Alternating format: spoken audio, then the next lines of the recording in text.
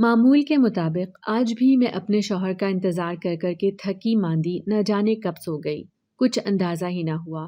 ابھی آنکھ لگے کچھ ہی دیر گزری تھی کہ مجھے محسوس ہوا کوئی مجھے آواز دے رہا ہے، ماما ماما کہہ کر پکار رہا ہے۔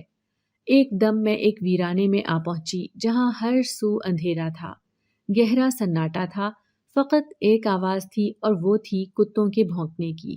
معلوم پڑ رہا تھا کہ گویا رات کا نظارہ ہے۔ اس گہرے اندھیرے میں نہ جانے کیوں خوف سا محسوس ہو رہا تھا۔ پھر کچھ سوچ کر میں نے قدم بڑھانے شروع کیے۔ جیسے جیسے قدم بڑھا رہی تھی ویسے ویسے خوف بڑھ رہا تھا۔ بہرحال میں نے چلنا جاری رکھا اور بالآخر چلتے چلتے کسی چیز کی ٹھوکر لگتے میں گر گئی۔ چہرے پر ٹھنڈے پسینے آنے لگے۔ میں نے بولنے کے لیے لب ہلائے مگر الفاظ جیسے گلے میں دب سے گئے تھے۔ پھر میں نے ہاتھ ہلا کر جگہ ٹٹولنے کی کوشش کی کہ معلوم ہو ابھری ہوئی سی محسوس ہوئی۔ میں شش و پنج میں پڑ گئی۔ کافی دیر اندازہ لگانے کی کوشش کرتی رہی مگر ذہن تو جیسے جم سا گیا تھا۔ سوچنے سمجھنے کی صلاحیت ختم ہو چکی تھی۔ تبھی نہ جانے کس نے مجھے پیچھے سے آ کر کہا، یہ قبر ہے بیٹا، تم یہاں کیوں آئی ہو؟ لوگ تو اس ٹائم یہاں نہیں آتے۔ یہ سنتے ہی میری دھڑکنیں تھم گئی تھیں کہ میں قبرستان کیسے پہنچی اور یہ انسان۔ میں نے پیچھے مڑ کر دیکھنا چاہا تو وہاں کوئی بھی نہیں تھا۔ خوف و ہراس سے میری ٹانگیں تھر تھر کانپنے لگی تھیں۔ میں اٹھ کر بھاگنے ہی لگی تھی کہ تبھی میری آنکھ کھل گئی۔ آنکھ کھلی تو اندازہ ہوا کہ وہ قبرستان محض ایک خواب تھا، مگر روز اسی نوعیت کے خوابوں کا آنا میں سمجھ نہ سکی۔ بہرحال چہرے پر ہاتھ لگایا تو محسوس ہوا کہ خواب میں بھی ڈر کے مارے میرے چہرے پر پسینہ تھا اور میرا جسم بھی پسینے سے شرابور تھا۔ آس پاس نظر دوڑائی تو سامنے میرا شوہر موجود تھا جو نہ جانے کب سے مجھے دیکھ رہا تھا۔ جیسے ہی میری نظر اس پر گئی تو وہ مجھے دیکھ کر پوچھنے لگا کہ کیا ہو گیا ہے؟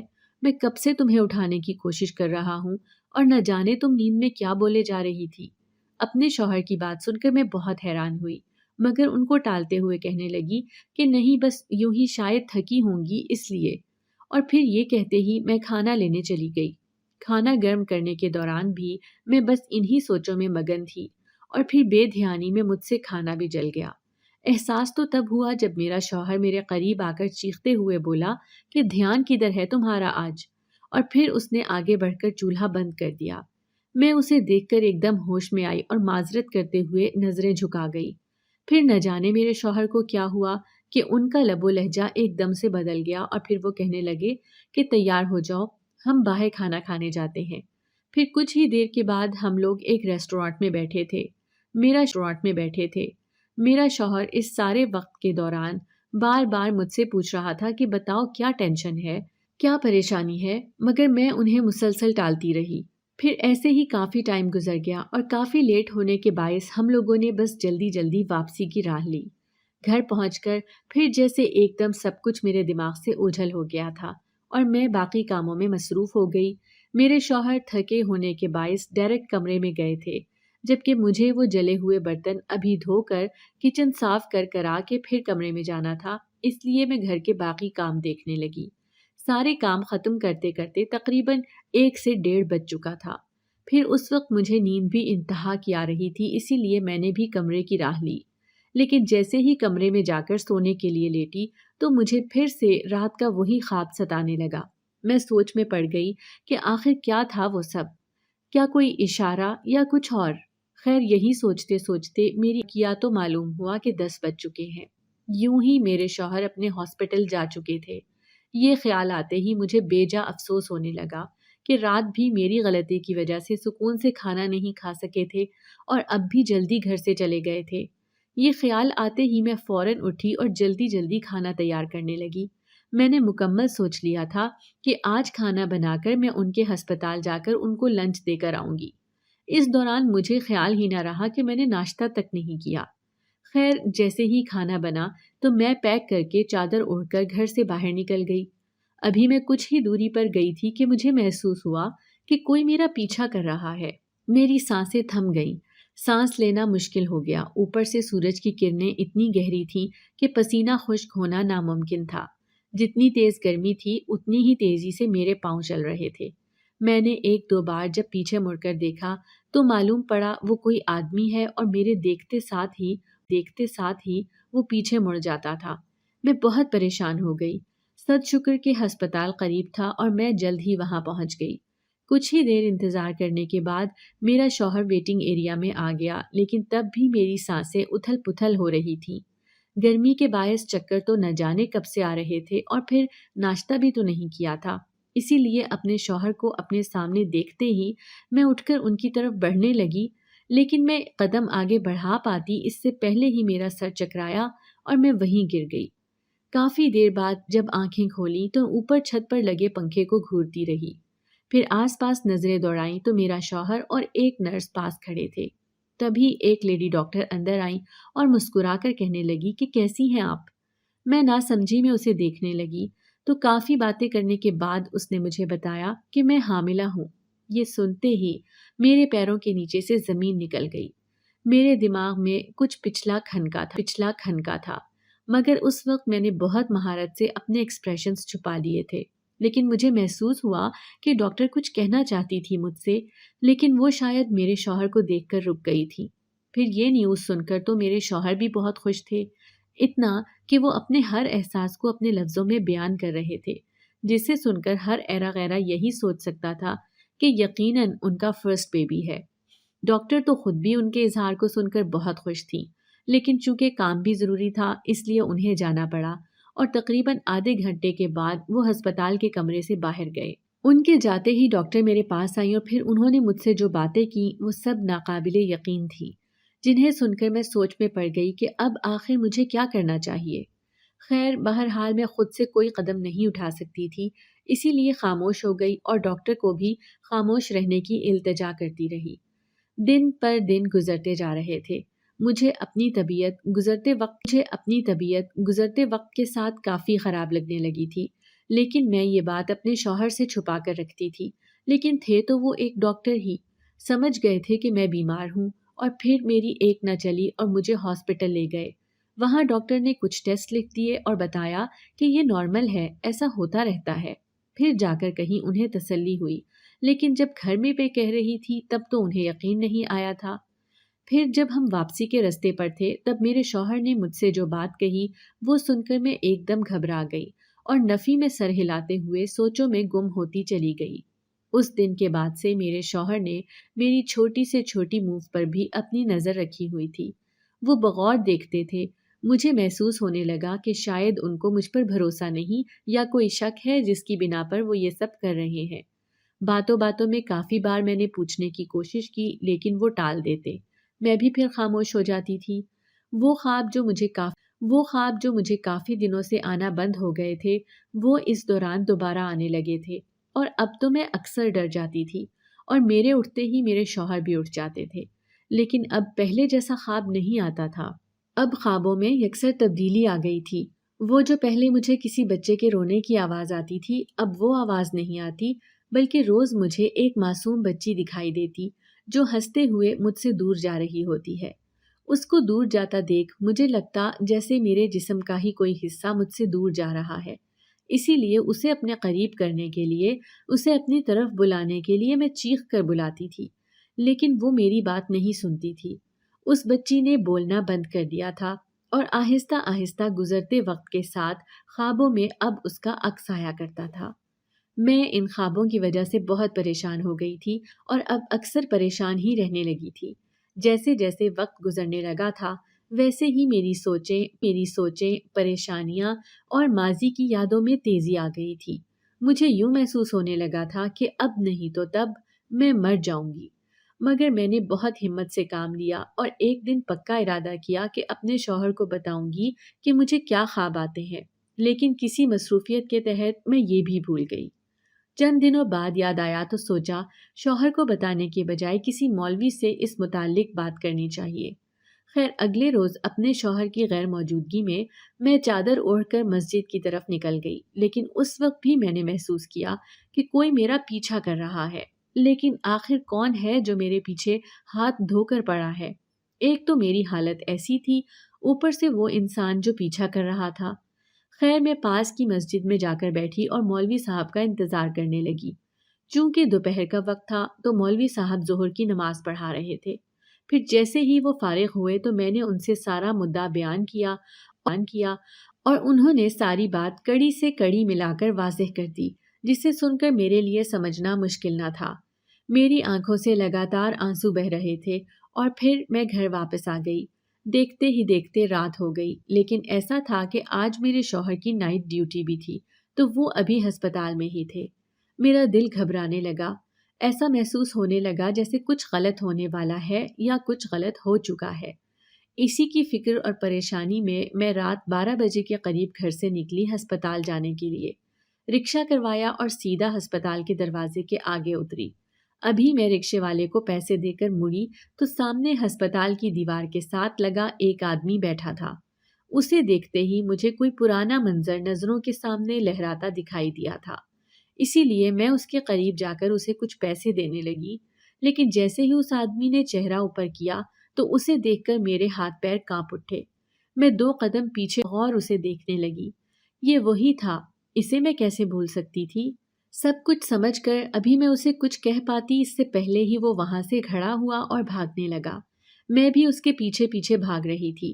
چونکہ ابھی محض 4تھا مہینہ تھا اور میری حالت بھی دوسری تھی تو میرے لیے بھاگنا آسان نہیں تھا، اسی لیے میں ہمت نہ ہارتے ہوئے بس مسلسل بھاگے جا رہی تھی۔ بالآخر وہ انسان ایک سنسان جگہ پر بنی ہوئی جھونپڑی میں آ کر رک گیا۔ میں بھی اس کے پیچھے ہی تھی، لیکن جیسے ہی میں اس جھونپڑی میں پہنچی تو سر پر آسمان ٹوٹ پڑا، کیونکہ جھونپڑی میں میرا نام حفصہ ہے اور میں ایک مڈل کلاس گھرانے سے تعلق رکھتی ہوں۔ میں اپنے والدین کی اکلوتی بیٹی تھی۔ میری والدہ جب چھوٹی تھی تبھی وفات پا گئی، لیکن میرے ابا نے میرے لیے بہت جدوجہد کی۔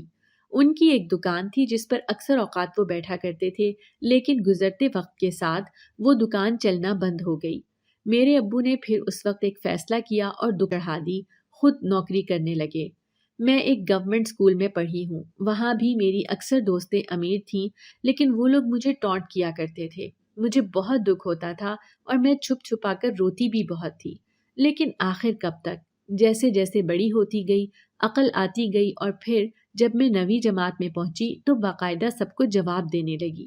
بعض اوقات تو لڑکیوں سے لڑائی بھی ہو جایا کرتی تھی اور پھر اسکول والے میرے والد کو بلا کر میری بہت شکایتیں لگاتے، جس سے ابو ان کے سامنے شرمندہ تو بہت ہوتے مگر یہ کہہ کر ٹال دیتے کہ بن ماں کی بچی ہے، اسی لیے شاید میں اس کی تربیت اچھی نہیں کر سکا۔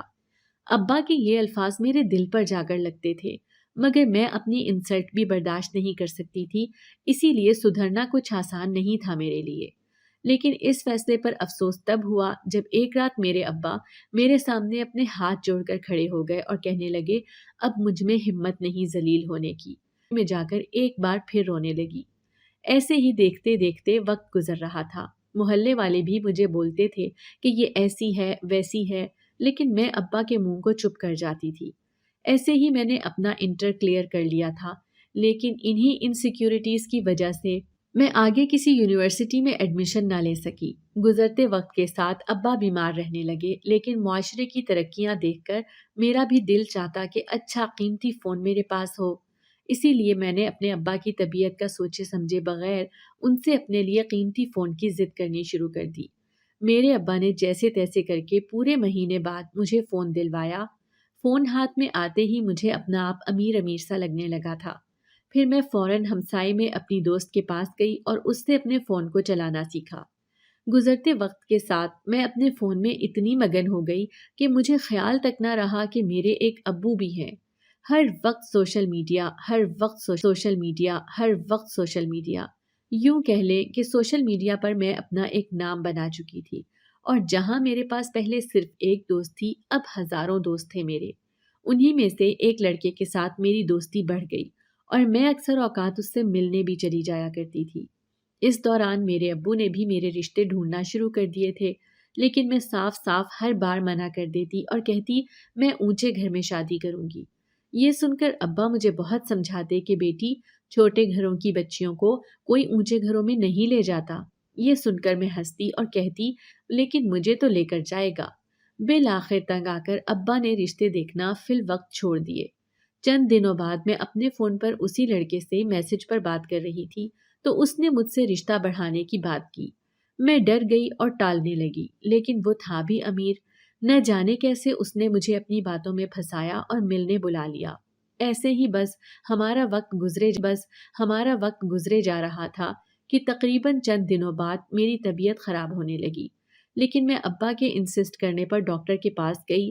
وہاں جا کر مجھے جو بات پتہ چلی وہ میرے اور میرے ابا کے سر پر آسمان گرا گئی۔ پھر نہ جانے کیسے اور کن بھاری قدموں سے ہم دونوں واپس گھر آئے۔ میرے ابا نے مجھ سے کوئی دوسرا سوال نہیں کیا اور جا کر کمرے میں لیٹ گئے۔ میں بھی اپنے کمرے میں آ کر اس لڑکے کو بتانے لگی کہ میں حاملہ ہوں وغیرہ وغیرہ۔ پہلے تو اس نے مجھے کہا کہ گرا دو، مگر میں ایک ماں تھی، کیسے یہ قدم اٹھاتی۔ میں نے اسے بہت سمجھایا کہ ابھی بھی وقت ہے، آ کر نکاح کر لو، لیکن وہ بس ٹالتا ہی رہا مجھے، اور میں سمجھ نہ سکی۔ اگلے روز جب میں ابا کے کمرے میں ابا کو اٹھانے گئی تو معلوم ہوا کہ ابا کا انتقال ہو گیا ہے۔ مجھے بہت دکھ ہوا، میں چیخی، گڑ گڑائی، مگر جانے والا جا چکا تھا۔ اب میں گھر میں تنہا رہا کرتی تھی۔ وہ لڑکا اکثر گھر تک آ جایا کرتا تھا۔ محلے والوں تہمتیں بھی لگاتے تھے۔ ظاہر سی بات تھی، حمل تھا، چھپ تو نہیں سکتا تھا۔ دیکھتے ہی دیکھتے وہ دن آ گیا جب بچے کی پیدائش ہونی تھی۔ اس روز میں ہاسپٹل میں تھی اور تب بھی میں اس لڑکے سے یہی التجا کر رہی تھی کہ نکاح کر لو، مگر وہ نہیں مانا اور کہنے لگا کہ اگلے مہینے کریں گے۔ میں نے بھی حامی بھر لی، لیکن جیسے ہی ڈیلیوری ہوئی مجھے ہوش آیا تو ڈاکٹر نے بتایا کہ وہ جو لڑکا میرے ساتھ تھا وہ تو ہسپتال کا بل دے کر یہاں سے جا چکا ہے۔ میرے دل کو ایک خدشہ ہونے لگا۔ میں نے بہرحال فون اٹھا کر کئی کالز کی، مگر اس نے نہیں اٹھایا اور میرا نمبر بلاک کر دیا۔ میری آنکھوں سے مسلسل آنسو بہہ رہے تھے کہ میں نے اس کے لیے اپنی عزت کا بھی نہ سوچا اور وہ مجھے بیچ راستے میں ایسے ہی چھوڑ گیا۔ 2 دن بعد جب مجھے ہسپتال سے چھٹی ہوئی تو میں غصے میں اپنی بچی وہیں باہر بیٹھے فقیر کو پکڑا کر وہاں سے چلی گئی۔ سالوں گزر گئے پر ایک خواب مجھے روز آتا جس میں میری بیٹی مجھے پکار رہی ہوتی۔ میں تڑپ جاتی کیونکہ میں نے اپنی زندگی بسانے کے لیے یہ ظلم کیا تھا۔ میری شادی ایک ڈاکٹر سے ہوئی تھی، وہ نائٹ ڈیوٹی پر تھا۔ میرا دل گھبرانے لگا تو میں فوراً ہسپتال چلی گئی۔ جب نظر اسی فقیر پر پڑی، میں سالوں بعد اسے دیکھ کر اس کے پیچھے بھاگی۔ وہ مجھے دیکھتے ہی بھاگنے لگا۔ میں اس کا پیچھا کرتی ایک جھونپڑی میں پہنچی تو سر پر آسمان ٹوٹ پڑا اور میں اپنے پیٹ پر ہاتھ رکھتے وہیں بے ہوش ہو گئی۔ ہوش آیا تو خود کو ایک کمرے میں پایا۔ آنکھیں کھولتے ہی چھت کے پنکھے کو کافی دیر گھورتی رہی، پھر کچھ دیر بعد کوئی کمرے میں آیا تھا۔ شاید اسی لیے جس سمت سے آواز آئی تھی اس سمت گردن گھمائی اور انجان نظروں سے ادھر دیکھنے لگی۔ ادھر آنے والی شخصیت کوئی اور نہیں، میرا شوہر تھا۔ اسے دیکھ کر وہ سارا منظر میری نظروں کے سامنے گھومنے لگا۔ میں نے جب دوسری طرف دیکھا تو وہاں وہی فقیر بیٹھا تھا۔ پھر میرے شوہر نے میرا چیک اپ کیا اور کہا کہ اب فکر کی کوئی بات نہیں، لیکن میرے لیے یہی فکر کی بات تھی کیونکہ میرا شوہر انجان نظروں سے مجھے دیکھ رہا تھا۔ پھر اس نے ہلکے سے مسکراتے ہوئے میرا ہاتھ پکڑ کر مجھ سے سچ بولنے کے لیے کہا۔ میں بہت ڈری ہوئی تھی اور ڈر کے مارے وہی کہانی سنانے لگی جو میں پیچھے سنا چکی ہوں، لیکن میرے شوہر کی گرفت میرے ہاتھ پر مضبوط ہوتی چلی گئی۔ پھر آنکھیں بند کر کے میں نے سچ بتانا شروع کیا۔ جیسے جیسے الفاظ منہ سے نکل رہے تھے اس سے دگنی تیزی سے آنسو میرے گال بھگو رہے تھے۔ جب میں چھوٹی تھی تو کافی انسیکیورٹی تھی مجھے، لیکن گزرتے وقت کے ساتھ میرے اندر پیسے کا لالچ، ہوس، اونچے مکانوں میں رہنے کی چاہ، امیروں کا لائف سٹائل کیری کرنے کی طلب، یہ سب ستانے لگی تھی مجھے۔ اسی لیے میں نے سوشل میڈیا پر کافی سارے دوست بنائے، ان سب کو اپنا غلط نام اور غلط ایڈریس بتاتی، ہاں البتہ نمبر ٹھیک دیتی، اور جس سے جب دل چاہتا جی سے کچھ پیسے مانگ لیتی تھی اور ضرورت پوری ہونے پر اس سے پیسے ہڑپ کر اسے بلاک کر دیتی تھی۔ لیکن ایک لڑکا ایسا تھا جو ضرورت سے زیادہ امیر تھا، اسی لیے میں نے اس سے پیسے لینے کا نہیں سوچا بلکہ سیدھا اسے اپنے جال میں پھنسا کر اپنے انڈر کیا۔ پھر وقت گزرتے کے ساتھ ہم دونوں گہرے دوست بن گئے۔ وہ واقعی شریف انسان تھا مگر میں اسے بہکاتی تھی۔ میں جب اس سے ملنے جاتی وہ تب مجھے کچھ پیسے دے کر گھر بھیجا کرتا تھا۔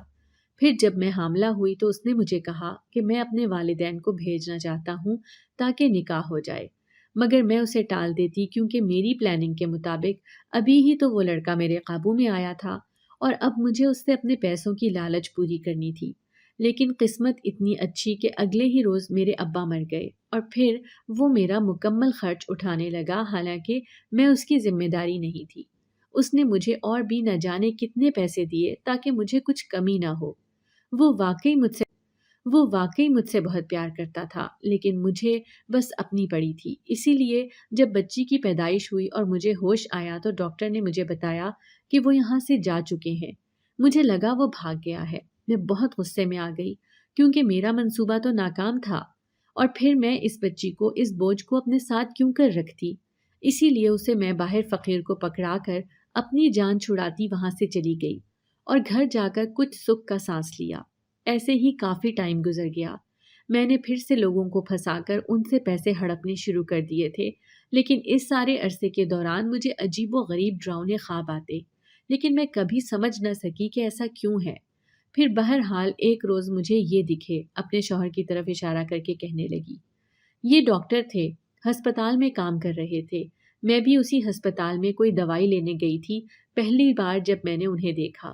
انہیں دیکھتے ہی میرا دل اس پر آ گیا اور میں نے وہیں کھڑے کھڑے سوچ لیا کہ اب میری گیم کا اگلا مہرہ یہ بندہ بنے گا۔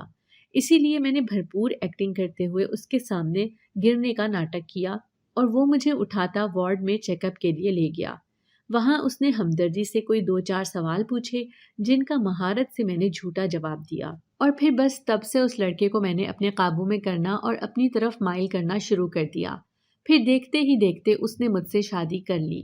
میں اس سے بھی شادی نہیں کرنا چاہتی تھی، مگر یہ شادی کے بغیر رشتہ بڑھانا ہی نہیں چاہتا تھا۔ اسی لیے میں نے اس کی مانی اور سوچا کہ گھر میں رہ کر زیادہ پیسے ہتھیا سکتی ہوں۔ لیکن چند مہینوں بعد مجھے لگنے لگا کہ میرا دل بھر سا گیا ہے، مگر میں اب چاہ کر بھی کچھ نہیں کر سکتی تھی۔ پیسوں کے لیے ناٹک تو کرنا تھا نا، اسی لیے میں اس کا خیال کرنے کا ناٹک کرتی، لیکن کبھی جو گھر سے باہر نکلتی لگتا کوئی پیچھا کر رہا ہے، میں اگنور کر دیتی۔ پھر کچھ دنوں بعد ڈاکٹر نے بتایا کہ میں حاملہ ہوں، تو میں ایک دم پریشان ہو گئی اور ڈاکٹر کی طرف سخت نظروں سے اشارہ کرنے لگی کہ کچھ نہ بولنا، مگر پھر بھی اس نے میرے شوہر کے سامنے میرے حاملہ ہونے کی خبر دے دی۔ لیکن شوہر کے جاتے ساتھ ہی وہ مجھے پکڑ کر کہنے لگی کہ تمہارا جب پہلا بچہ ہوا تھا وہ چھوٹی عمر میں ہوا تھا، اس لیے اب شاید تمہاری ڈیلیوری میں مشکلات آئیں۔ یہ سن کر میرے پیروں سے زمین نکل گئی، کیونکہ ابھی تو میں نے زندگی میں دیکھا ہی کیا تھا۔ اب چونکہ وہ ڈاکٹر میرے شوہر ہی کے ہسپتال کی تھی، اس لیے میں نے اس سے کچھ نہیں کہا۔ وہاں سے واپس آنے کے بعد میں نے 1 یا 2 مہینے بعد دوسری ڈاکٹر سے مشورہ کیا بچی گرانے کا، اور وہ مجھے اس کی دوائی دینے لگے۔ جب وہ دوائی لے کر میں گھر آئی، نہ جانے کہاں رکھ کر بھول گئی، اور جب وہ دوائی ملی تو میں نے پورا مہینہ کھائی، مگر مجھے کوئی فرق نہیں پڑا۔ اس لیے میں کل صبح ڈاکٹر کے پاس جانے ہی والی تھی، لیکن شوہر کو یہ بھی تو بتانا تھا نا کہ جھوٹی ہمدردی، جھوٹا خیال میں کرتی ہوں تمہارا۔ اس لیے میں اس کے پیچھے آئی، لیکن جب فقیر کو دیکھا تو وہ میری طرف دیکھ کر مسکرا رہا تھا۔ اسے دیکھ کر مجھے وہ بچی یاد آئی، لیکن وہ مجھے دیکھتے بھاگنے لگا، اس لیے میں اس کے پیچھے بھاگی، کیونکہ مجھے دال میں کچھ کالا لگا تھا۔ لیکن جیسے ہی میں وہاں پہنچی تو دیکھ کر میرے سر پر آسمان گر پڑا کہ وہاں یہ فقیر اور وہ لڑکا دونوں موجود تھے، لیکن میری بیٹی کہیں نہیں تھی۔ مجھے اپنی غلطی کا احساس ہو گیا ہے، اس لیے میں آپ سے معافی مانگنا چاہتی ہوں اپنے ہر عمل کے لیے۔ میری مکمل بات سن کر پیچھے سے آتے اسی لڑکے نے کہا، میں اس روز کہیں نہیں بھاگا تھا، بلکہ میں مولوی لینے گیا تھا نکاح کے لیے، اور ہاں، تمہارا پیچھا بھی میں اور یہ فقیر ہم دونوں مل کر رہے تھے، تاکہ تمہیں احساس دلا سکے کہ تم نے کیا غلطی کی ہے۔ یہ فقیر اس روز جب میں ہسپتال واپس گیا تب ایک بچی کے ساتھ مجھے وہاں ملا تھا۔ تب میں نے اس سے اپنی بچی لے لی تھی، اور اس دن سے ہی میں اسے اپنے ساتھ رکھتا ہوں، کیونکہ اس نے میری بچی کی حفاظت کی۔ اور جس بچی کی تم بات کر رہی ہو وہ آج سے کافی عرصہ پہلے ماں کی مامتا نہ ملنے پر مر چکی ہے۔ اور رہی بات تمہارے شوہر کی، تو تمہارے شوہر کو ہم بہت پہلے ہی سب بتا چکے تھے، اور وہ دوائی کی ڈبی بھی تمہارے شوہر نے ہی وہاں سے اٹھائی تھی اور اسے دوسری دوائی سے ریپلیس کیا تھا۔ آج تمہیں 3 دن بعد ہوش آیا ہے، کیونکہ جس روز تم بے ہوش ہو کر گری تھی اسی روز تمہارا حمل گر گیا تھا، لیکن ویکنس کی وجہ سے تم ہوش میں نہیں آ رہی تھی۔ آج جب ہوش میں آئی تو سوچا سارے حساب کتاب چکا لیے جائیں۔ اسی وقت کمرے میں پولیس آئی اور مجھے لے جانے کے لیے ہتھکڑی پہنانے لگی، لیکن پھر میرے شوہر کو مجھ پر رحم آیا اور اس نے اپنی FIR واپس لے لی۔ پھر سب کی موجودگی میں اس نے مجھے طلاق دے دی۔ آج 4 سال گزر چکے ہیں اس واقعے کو، لیکن مجھے آج بھی اپنی بچی یاد آتی ہے، اور وہ بچہ بھی جسے دنیا میں لانے سے پہلے ہی میں مار چکی تھی۔ وہ تمام لوگ جن کے ساتھ میں نے کھیلا تھا وہ اپنی زندگیوں میں بہت آگے بڑھ گئے ہیں، لیکن میں خالی ہاتھ رہ گئی ہوں۔ میرا لالچ اور میری ہوس مجھے کہاں لے آئے ہیں میں نے سوچا بھی